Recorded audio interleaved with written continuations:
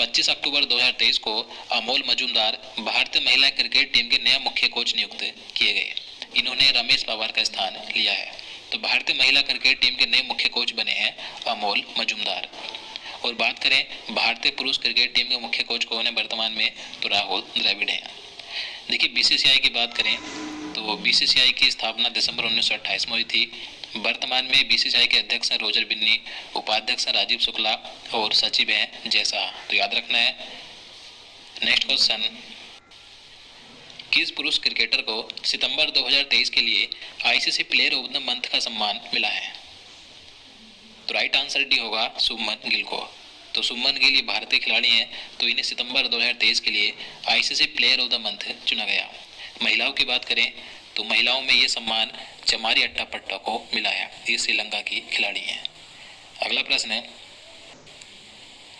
69वें राष्ट्रीय फिल्म पुरस्कार 2023 में सर्वश्रेष्ठ अभिनेता का अवार्ड जीतने वाले पहले तेलुगु एक्टर कौन है? तो आंसर है अल्लू अर्जुन। तो अभी हाल ही में 17 अक्टूबर 2023 को भारत के राष्ट्रपति द्रौपदी मुर्मू जी के द्वारा 69वें राष्ट्रीय फिल्म पुरस्कार दिए गए। तो इन पुरस्कारों में बेस्ट एक्टर का अवार्ड अल्लू अर्जुन को मिला। तो अल्लू अर्जुन राष्ट्रीय फिल्म पुरस्कारों में बेस्ट एक्टर का अवार्ड जीतने वाले पहले तेलुगु एक्टर बने हैं। तो याद रखना है। देखिए इनके बारे में बात करें तो राष्ट्रीय फिल्म पुरस्कार 2023 में बेस्ट एक्टर का अवार्ड अल्लू अर्जुन को दिया गया। इन्हें पुष्पा द राइज फिल्म के लिए मिला। और बेस्ट एक्ट्रेस का अवार्ड आलिया भट्ट और कृति सेनन को मिला। आलिया भट्ट को गंगूबाई काठियावाड़ी के लिए दिया गया और कृति सेनन को फिल्म मिमी के लिए मिला। और बेस्ट डायरेक्शन यानी कि बेस्ट डायरेक्टर का अवार्ड निखिल महाजन को दिया गया Godavari the holy water film के लिए। और इन्हीं पुरस्कार में सर्वश्रेष्ठ हिंदी फिल्म का पुरस्कार सरदार उधम सिंह को मिला। और बेस्ट फीचर फिल्म का award rocketry the Nambi effect film को दिया गया।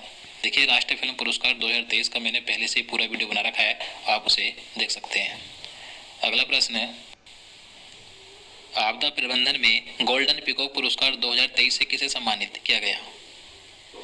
तो आंसर होगा REC लिमिटेड, यानी कि जो ग्रामीण विद्युतीकरण निगम लिमिटेड है। तो इसे आपदा प्रबंधन क्षेत्र में असाधारण योगदान के लिए गोल्डन पीकॉक पुरस्कार 2023 से सम्मानित किया गया है। तो याद रखना है। अगला प्रश्न है, भारत की पहली रीजनल रेल रैपिड एक्स का उद्घाटन किसके द्वारा किया गया? तो आंसर होगा PM नरेंद्र मोदी के द्वारा। तो 20 अक्टूबर 2023 को PM नरेंद्र मोदी ने गाजियाबाद के साहिबाबाद में भारत की पहली रैपिड ट्रेन का उद्घाटन किया था। और देखिए यह ट्रेन दिल्ली गाजियाबाद मेरठ रूट पर चलेगी। अगला प्रश्न है, भारत की पहली रीजनल रैपिड रेल को क्या नाम दिया गया? तो भारत की पहली रीजनल रैपिड रेल को नमो भारत के नाम से जाना जाएगा। तो आंसर होगा ऑप्शन सी। तो भारत की पहली रीजनल ट्रेन यानी कि regional rapid transit system RRTS रेलगाड़ियों को नमो भारत के नाम से जाना जाएगा। तो याद रखना है। नेक्स्ट क्वेश्चन, राष्ट्रीय हस्तशिल्प प्रदर्शनी गांधी बुनकर मेला किस शहर में आयोजित किया गया? तो गांधी बुनकर मेला अक्टूबर 2023 में कोलकाता में आयोजित किया गया। तो आंसर डी होगा। देखिए इस मेले का उद्देश्य है देश भर में खादी वस्त्रों की बिक्री को बढ़ाना और खादी उत्पादों के प्रति लोगों की रुचि पैदा करना है। तो गांधी बुनकर मेला कहाँ पर आयोजित हुआ? कोलकाता में। नेक्स्ट क्वेश्चन, ओडिशा के नए राज्यपाल के रूप में किसे नियुक्त किया गया? तो 18 अक्टूबर 2023 को भारत की राष्ट्रपति द्रौपदी मुर्मू ने ओडिशा राज्य का नया राज्यपाल रघुवर दास को नियुक्त किया है। तो आंसर सी होगा। देखिए रघुवर दास ने प्रोफेसर गणेशी लाल का स्थान लिया। देखिए इनके बारे में बात करें तो ओडिशा के वर्तमान मुख्यमंत्री नवीन पटनायक हैं और नए राज्यपाल बने हैं रघुवर दास। देखिए रघुवर दास इससे पहले झारखंड के पहले गैर आदिवासी मुख्यमंत्री रह चुके हैं 2014 से 2019 तक। तो ओडिशा के नए मुख्य राज्यपाल कौन बने हैं? रघुवर दास। अगला प्रश्न, त्रिपुरा राज्य का नया राज्यपाल किसे नियुक्त किया गया? तो 18 अक्टूबर को ही त्रिपुरा के भी नए राज्यपाल नियुक्त किए गए हैं। इनका नाम है इंद्रसेना रेड्डी नल्लू। तो राइट आंसर बी होगा। इंद्रसेना रेड्डी नल्लू ये त्रिपुरा के नए राज्यपाल नियुक्त किए गए। देखिए इन्होंने सत्यदेव नारायण आर्य का स्थान लिया। त्रिपुरा की बात करें तो त्रिपुरा के वर्तमान मुख्यमंत्री माणिक शाह हैं जो मार्च 2023 में बने थे और नए राज्यपाल बन गए हैं इंद्रसेना रेड्डी नल्लू। क्वेश्चन नंबर 10 है, किस भारतीय अमेरिकी को अमेरिकी राष्ट्रपति द्वारा राष्ट्रीय प्रौद्योगिकी और नवाचार पदक से सम्मानित किया गया? तो आंसर भी होगा अशोक गाडगिल और सुब्रा सुरेश को। तो देखिए ये दोनों भारतीय मूल के अमेरिकी वैज्ञानिक हैं, तो इन्हें अमेरिका के राष्ट्रपति जो बाइडेन के द्वारा राष्ट्रीय प्रौद्योगिकी और नवाचार पदक से सम्मानित किया गया। अगला प्रश्न है, बंगाल की खाड़ी में उठे चक्रवाती तूफान हामोन को किस देश के द्वारा नाम दिया गया? तो अभी हाल ही में बंगाल की खाड़ी से एक चक्रवाती तूफान उठा है जिसका नाम रखा गया है हामोन। तो ये हामोन नाम रखा है ईरान ने। तो आंसर सी होगा। क्वेश्चन नंबर 12 है, पंजाब सरकार ने राज्य को पूरी तरह से नशा मुक्त बनाने के लिए कौन सी पहल शुरू की है?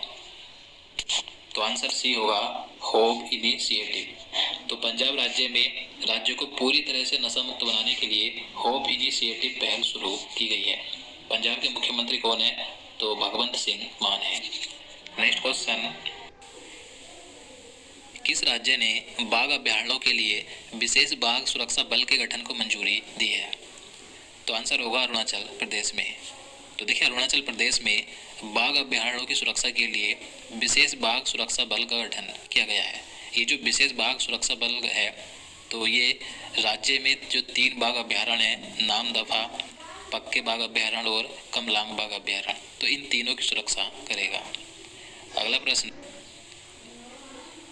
इंटरनेशनल क्रिकेट में सबसे तेज 26,000 रन बनाने वाले बल्लेबाज कौन बने? तो अंतर्राष्ट्रीय क्रिकेट में सबसे तेज 26,000 रन बनाने वाले खिलाड़ी बने हैं विराट कोहली। विराट कोहली ने मात्र 567 पारियों में 26,000 रन बनाए हैं। देखिए बात करें अंतर्राष्ट्रीय क्रिकेट में सर्वाधिक रन बनाने वाले खिलाड़ी कौन कौन हैं, तो पहले स्थान पर है सचिन तेंदुलकर, जिन्होंने अंतर्राष्ट्रीय क्रिकेट में सबसे ज़्यादा 34,357 रन बनाए थे 782 पारियों में। इसके बाद आप यहाँ पर देख सकते हैं दूसरे स्थान पर कुमार संगकारा हैं, तीसरे पर है रिकी पॉन्टिंग और चौथे स्थान पर है विराट कोहली। विराट कोहली सबसे तेज 26,000 रन बनाने वाले खिलाड़ी बने हैं। अगला प्रश्न है, केंद्रीय मंत्रिमंडल ने केंद्र सरकार के कर्मचारियों के लिए महंगाई भत्ते में कितने प्रतिशत की बढ़ोतरी को मंजूरी दी है? तो आंसर होगा 4%। तो सरकार ने केंद्रीय कर्मचारियों का महंगाई भत्ता 4% बढ़ाकर 46% कर दिया है और ये 1 जुलाई 2023 से लागू किया गया।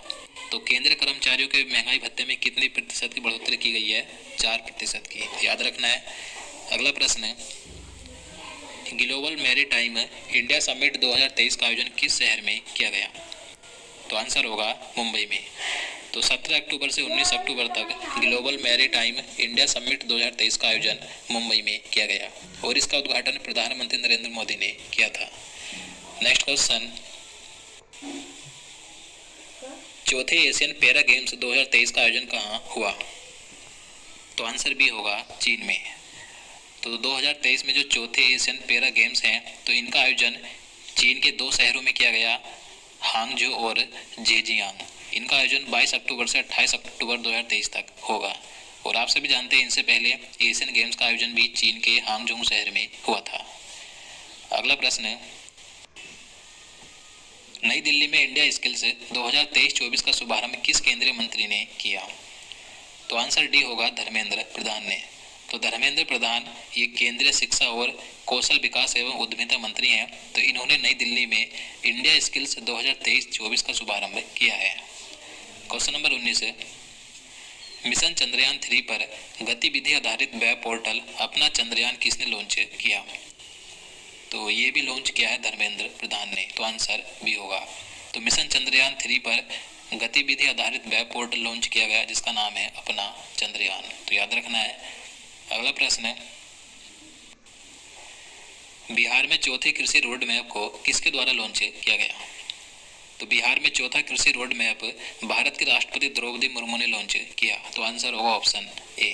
देखिए यह रोड मैप 2023 से 2028 तक के लिए होगा और इससे उत्पादन और उत्पादकता बढ़ने के साथ साथ किसानों की आमदनी भी बढ़ेगी। तो बिहार का चौथा कृषि रोड मैप राष्ट्रपति द्रौपदी मुर्मू ने लॉन्च किया।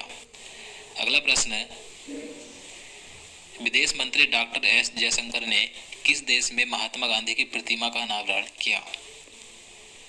तो आंसर ए होगा वियतनाम में। तो अक्टूबर 2023 में जो भारत के विदेश मंत्री हैं डॉक्टर एस जयशंकर, तो इन्होंने महात्मा गांधी जी की प्रतिमा का अनावरण वियतनाम में किया है। नेक्स्ट क्वेश्चन, भारत के पहले नैनो डीएपी प्लांट का उद्घाटन किस राज्य में किया गया? तो आंसर होगा गुजरात राज्य के गांधीनगर में। तो भारत को खाद्य उत्पादन और उर्वरकों में आत्मनिर्भर बनाने के उद्देश्य से गुजरात राज्य के गांधीनगर के कलोल में केंद्रीय गृह मंत्री अमित शाह ने भारत के पहले नैनो डीएपी प्लांट का उद्घाटन किया था। तो याद रखना है। नेक्स्ट क्वेश्चन,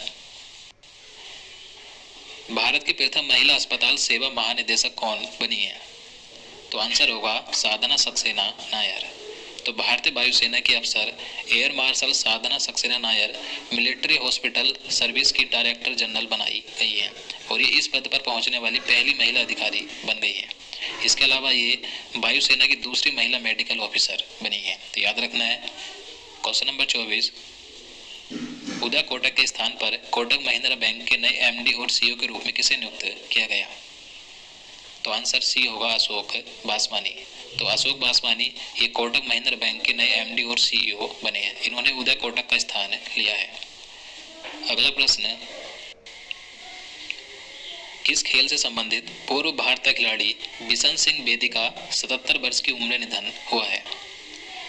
तो बिशन सिंह बेदी भारतीय क्रिकेटर खिलाड़ी थे। तो आंसर बी होगा और ये भारतीय क्रिकेट टीम के पूर्व कप्तान भी रहे थे। तो याद रखना है। तो दोस्तों आज के लिए इतना ही। अब चलिए आज का प्रश्न देखते हैं जिसका आंसर आपको नीचे कमेंट बॉक्स में बताना है।